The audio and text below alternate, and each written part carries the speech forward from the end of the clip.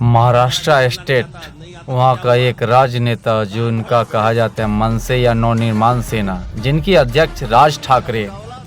एक बात आप क्यों नहीं समझ रहे हैं, या इतने सालों में आपको समझ में ये नहीं आया कि आखिर उत्तर भारतीय या भोजपुरी बहुत ही बड़ा अपने आप में एक मुकाम है, जिनके ऊपर आप लांछन लगा रहे हैं या मारने का, पीटने का, महाराष्ट्र से निकालने का आप कईयों वर्षों से आप ये सिलसिला जारी रखे। जब से आप अपना सत्ता कायम किए, अपना पार्टी बनाए, शुरुआती दौर से ही आपको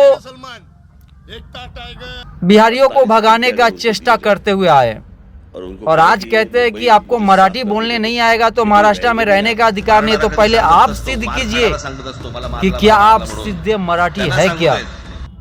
आप भगोरा एक कुत्ता है जिनकी बराबरी भी नहीं कर पाएंगे आप।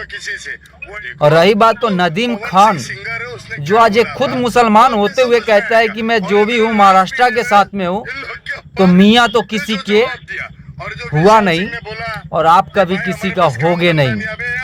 तो आप अपने आप में समझ लीजिए कि जो मियाँ या मुसलमान किसी हिंदू भाई का सगा नहीं हुआ, वो महाराष्ट्र का सगा कैसे हो गया। ऐसा कुछ नहीं है, क्योंकि उनकी नस नस में ही गद्दारी भरा हुआ है। और आज जो नदीम खान ये बोल रहा है कि मैं मराठी जानता हूं, तो भोसरी का ये बता कि तू महाराष्ट्रियन है क्या, या क्या तेरे महाराष्ट्रियन ने तुझे पैदा किया है। तेरी औकात नहीं है इतना पवन सिंह के साथ में खड़ा होने का।